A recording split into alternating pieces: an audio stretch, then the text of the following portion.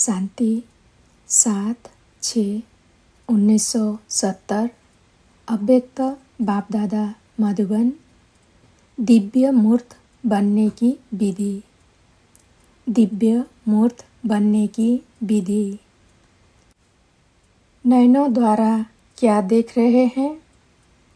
आप सभी भी नयनों द्वारा देख रहे हो। बाप दादा भी नयनों का आधार ले देख रहे हैं। बाप दादा क्या देखते हैं? आप सभी क्या देख रहे हो? देख रहे हो व देखते हुए भी नहीं देखते हो। क्या स्थिति है? बाप दादा क्या देख रहे हैं? यही आप देख रहे हो। संकल्पों की कैच करने की प्रैक्टिस होगी तो संकल्प रहित भी सहज बन सकेंगे। ज़्यादा संकल्प तब चलाना पड़ता है जब किसके संकल्पों को परख नहीं सकते हैं, लेकिन हर एक के संकल्पों को रीड करने की प्रैक्टिस होगी तो व्यर्थ संकल्प ज़्यादा नहीं चलेंगे और सहज ही एक संकल्प में एक रस स्थिति में 1 सेकंड में स्थित हो जाएंगे। तो संकल्पों को रीड करना यह भी एक संपूर्णता की निशानी है। जितना जितना अव्यक्त भाव में स्थित होंगे उतना हर एक के भाव को सहज समझ जाएंगे। 1-2 के भाव को ना समझने का कारण अव्यक्त भाव की कमी है। अव्यक्त स्थिति एक दर्पण है। जब आप अव्यक्त स्थिति में स्थित होते हो तो कोई भी व्यक्ति के भाव अव्यक्त स्थिति रूप दर्पण में बिल्कुल स्पष्ट देखने में आएगा। फिर मेहनत नहीं करनी पड़ेगी। दर्पण को मेहनत नहीं करनी पड़ती है कोई के भाव को समझने में। दर्पण को मेहनत नहीं करनी पड़ती है कोई के भाव को समझने में। जितनी जितनी अव्यक्त स्थिति होती है वह दर्पण साफ और शक्तिशाली होता है। इतना ही बहुत सहज 1-2 के भाव को स्पष्ट समझते हैं। अव्यक्त स्थिति रूप दर्पण को साफ और स्पष्ट करने के लिए 3 बातें आवश्यक है। उन 3 बातों से कोई एक बात भी सुनाओ। हर एक ने बताया। आज हर एक की सरलता, श्रेष्ठता और सहनशीलता, ये 3 चीज़ें एक एक की देख रहे हैं। इन तीनों बातों में से कोई एक भी ठीक रीति धारण है तो दर्पण स्पष्ट है। अगर एक भी बात की कमी है तो दर्पण पर भी कमी का दाग दिखाई पड़ेगा। इसलिए जो भी कार्य करते हो हर कार्य में 3 बातें चेक करो। सभी प्रकार से सरलता भी हो, सहनशीलता भी हो और श्रेष्ठता भी हो। 3 बातें चेक करो। सभी प्रकार से सरलता, सहनशीलता और श्रेष्ठता। साधारणपन भी ना हो। अभी कहाँ श्रेष्ठता के बजाय साधारण दिखाई पड़ती है। साधारणपन को श्रेष्ठता में बदली करो और हर कार्य में सहनशीलता को सामने रखो और अपने चेहरे पर, वाणी पर सरलता को धारण करो। फिर देखो सर्विस का कर्तव्य की सफलता कितनी श्रेष्ठ होती है। अभी तक कर्तव्य की रिजल्ट क्या देखने में आती है? प्लान और प्रैक्टिकल में अंतर कितना है? अंतर का कारण क्या है? तीनों ही रूप में अभी पूर्ण प्लान नहीं हुए हो। स्मृति में भी प्लेन, वाणी में भी प्लेन होना चाहिए। कोई भी पुराने संस्कार का कहाँ दाग न हो और कर्म में भी प्लेन अर्थात श्रेष्ठता। अगर प्लेन हो जाएंगे तो फिर प्लेन और प्रैक्टिकल एक हो जाएंगे। फिर सफलता प्लेन अर्थात एरोप्लेन माफिक उड़ेगी। इसलिए हर बात में मनसा वाचा कर्मणा और छोटी बात में भी सावधानी चाहिए। मन, वाणी, कर्म में तो होना ही है, लेकिन उसके साथ साथ यह जो अलौकिक संबंध है उसमें भी प्लेन होंगे तो सर्विस की सफलता आप सभी के मस्तक पर सितारे के रूप में चमक पड़ेगी। फिर हर एक आप एक एक को सफलता का सितारा देखेंगे। सुनाया था ना कि स्लोगन कौन सा याद रखो, सफलता हमारा जन्म सिद्ध अधिकार है। फिर तुमको कोई भी देखेंगे तो उनको दूर से दिव्य मूर्त देखने में आएंगे, साधारण मूर्त नहीं लेकिन दिव्य मूर्त। आजकल बहुत सर्विस में बिजी हो, जो कुछ किया बहुत अच्छा किया, आगे के लिए सफलता को समीप लाओ। जितना जितना एक दो के समीप आएंगे उतना सफलता समीप आएगी। एक दो के समीप अर्थात संस्कारों के समीप, तब कोई भी सम्मेलन की सफलता होगी। जैसे समय समीप आ रहा है वैसे सभी समीप आ रहे हैं, लेकिन अब ऐसी समीपता में क्या भरना है? जितनी समीपता उतना एक दो को सम्मान देना। जितना एक दो को सम्मान देंगे उतना ही सारी विश्व आप सभी को सम्मान करेंगी। सम्मान देने से सम्मान मिलेगा, देने से मिलता है न कि लेने से। कोई चीज़ लेने से मिलती है और कोई चीज़ देने से मिलती है, तो कोई को भी सम्मान देना गोया सर्व का सम्मान लेना है।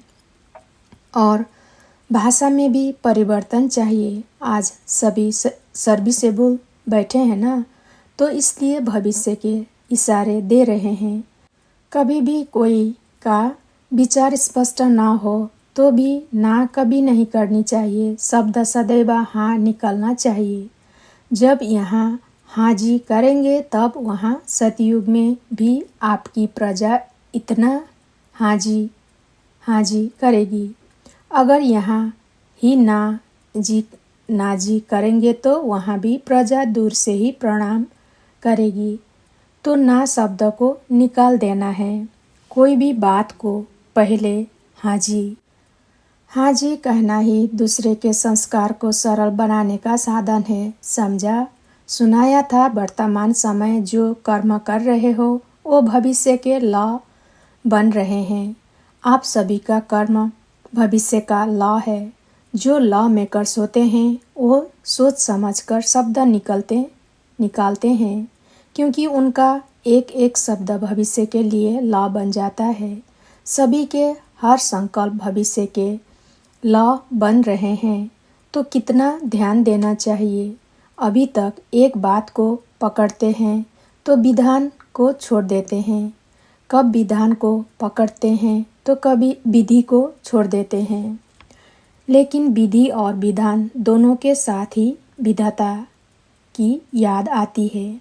अगर विधाता ही याद रहे तो विधि और विधान दोनों ही साथ स्मृति में रहेगा। लेकिन विधाता भूल जाएगा तो एक चीज़ छूट जाती है। विधाता की याद में रहने से विधि और विधान दोनों साथ रहते हैं।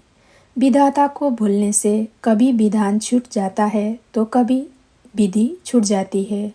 जब दोनों साथ रहेंगे तब सफलता गले का हार बन जाएगी। अच्छा, आज बहुत शिक्षा दी, यह स्नेह है, क्योंकि बाप दादा समान बनाना चाहते हैं। समान बनाने का साधन स्नेह हुआ ना। कुमारियों का पेपर तो अब लेना है। साहस को प्रत्यक्ष रूप में लाने के लिए साहस में बहुत शक्ति भरनी है। अब कितनी शक्ति भरी है वह पेपर लेंगे। अच्छा, पार्टियों के साथ। पहला पॉइंट, जितना अपने को सर्विस के बंधन में बांधते जाएंगे तो दूसरे बंधन छूटते जाएंगे। आप ऐसे नहीं सोचो कि यह बंधन छूटे तो सर्विस में लग जाएं। ऐसे नहीं होगा। सर्विस करते रहो। बंधन होते हुए भी अपने को सर्विस के बंधन में जोड़ते जाओ। यह जोड़ना ही तोड़ना है। तोड़ने के बाद जोड़ना नहीं होता है। जितना जोड़ेंगे उतना ही टूटेगा। जितना अपने को सर्विस में सहयोगी बनाएंगे उतना ही प्रजा आपकी सहयोगी बनेगी। कोई भी कारण है तो उनको हल्का छोड़कर पहले सर्विस के मौके को आगे रखो। कर्तव्य को पहले रखना होता है। कारण होते रहेंगे, लेकिन कर्तव्य के बल से ढीले पड़ जाएंगे। दूसरा पॉइंट, माताओं के जो संगठन बने हुए हैं उनमें घुस जाओ। मेंबर बनने से फिर कईयों को आप समान बनाने का चांस मिलेगा। संपर्क में आने से ही चांस मिलेगा। अभी माताओं की संस्थाओं में आप लोगों का नाम बाला नहीं हुआ है। पहले गुप्त वेश में पांव रखो, फिर वो तुम्हारे बन जाएंगे। भटकी हुई माताओं को राह बतानी है तो फिर माताएं जो बेचारी सितम सहन करती है उन्हों को भी आप बचा सकेंगे। कई माताएं सहारा चाहती है, उन्हों को सहारा मिल जाएगा। तो यह सर्विस कर कमाल कर दिखाओ, फिर देखो कितने हैंड्स मिलते हैं। बहुत समय की यह बात प्रैक्टिकल में लानी है। जैसे एक एस्लम अर्थात शरण देते हैं ना, वो है अनाथ आश्रम। यह तो सनाथ आश्रम है। अच्छा, तीसरा पॉइंट, अव्यक्त स्थिति का अनुभव होता है। 1 सेकेंड ही अव्यक्त स्थिति का अनुभव होता है तो उसका असर काफ़ी समय तक रहता है। अव्यक्त स्थिति का अनुभव पावरफुल होता है। जितना हो सके उतना आप अपना समय व्यक्त भाव से हटाकर अव्यक्त स्थिति में रहना है। अव्यक्त स्थिति से सर्व संकल्पों सिद्ध हो जाते हैं। इसमें मेहनत कम और प्राप्ति अधिक होती है, और व्यक्त स्थिति में स्थित होकर पुरुषार्थ करने में मेहनत अधिक और प्राप्ति कम होती है। फिर चलते चलते उलझन और निराशा आती है। इसलिए अव्यक्त स्थिति सर्व प्राप्ति का अनुभव बढ़ाओ। अव्यक्त मूर्त को सामने देख समान बनने का प्रयत्न करना है। जैसा बाप वैसा बच्चे। यह स्लोगन याद रखो। अंतर न हो, अंतर को अंतर्मुख होकर मिटाना है। बाप कब निराश होते हैं, परिस्थितियों से घबराते हैं, तो बच्चे फिर क्यों घबराते हैं? ज़्यादा परिस्थितियों को सामने करने का साकार सबूत भी देखा। कभी उनका घबराहट का रूप देखा? सुनाया था ना कि सदैव यह याद रखो कि स्नेह में संपूर्ण होना है। कोई मुश्किल नहीं है। स्नेही को शुद्ध बुद्ध रहती है। जब अपने आप को मिटा ही दिया, फिर यह मुश्किल क्यों? मिटा दिया ना। जो मिट जाते हैं वह जल जाते हैं। जितना अपने को मिटाना उतना ही अव्यक्त रूप से मिलाना। मिटाना कम तो मिलाना भी कम। अगर मेले में भी कोई मिलन न मनाए तो मेला समाप्त हो जाएगा। फिर कब मिलन होगा? स्नेह को समानता में बदली करना है। स्नेह को गुप्त और समानता को प्रत्यक्ष करो। सभी समाया हुआ है, सिर्फ प्रत्यक्ष करना है। अपने कल्प पहले के समाये हुए संस्कारों को प्रत्यक्ष करना है। कब पहले की अपनी सफलता का स्वरूप याद आता है? अभी सिर्फ समाये हुए को प्रैक्टिकल प्रत्यक्ष रूप में लाओ। सदैव अपनी संपूर्णता को स्वरूप और भविष्य 21 जन्म का रूप सामने रखना है। कई लोग अपने घर को सजाने के लिए अपने बचपन से लेकर अपने भिन्न भिन्न रूपों का यादगार रखते हैं। तो आप अपने मंदिर में अपने संपूर्ण स्वरूप की मूर्ति, भविष्य के अनेक जन्मों की मूर्तियां स्पष्ट रूप में सामने रखो। फिर और कोई तरफ संकल्प नहीं जाएगा। समीप रत्न के लक्षण क्या है? जो जितना जिसके समीप होते हैं उतना संस्कारों में भी समानता होती है। तो बाप दादा के समीप अर्थात लक्षण के नज़दीक आओ। जितना चेक करेंगे उतना जल्दी चेंज होंगे। आदि स्वरूप को स्मृति में रखो। सतयुग आदि का और मर्जीवा जीवन के आदि रूप को स्मृति में रखने से मध्य समा जाएगा। स्नेही हो व सहयोगी भी हो। जिससे स्नेह होता है उनको रिटर्न में क्या दे दिया जाता है?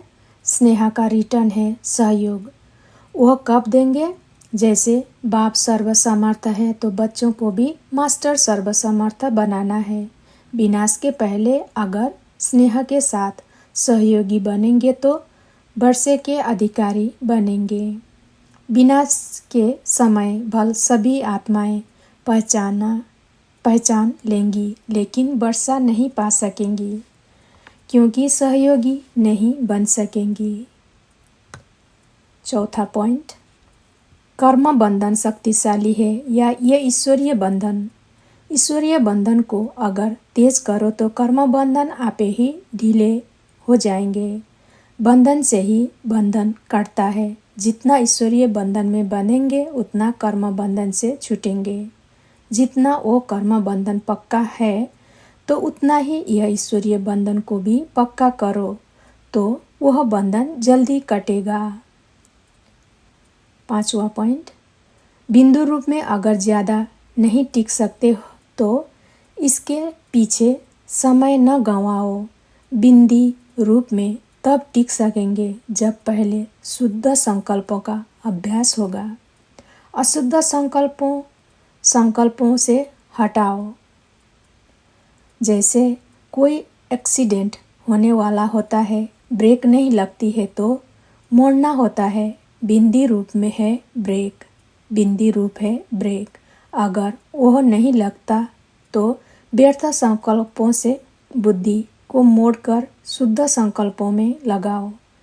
कभी कभी ऐसा मौका होता है जब बचाव के लिए ब्रेक नहीं लगाई जाती है, मोड़ना होता है। कोशिश करो कि सारा दिन शुद्ध संकल्पों के सिवाय कोई व्यर्थ संकल्प न चले। जब यह सब्जेक्ट पास करेंगे तो फिर बिंदी रूप की स्थिति सहज रहेगी। ओम शांति।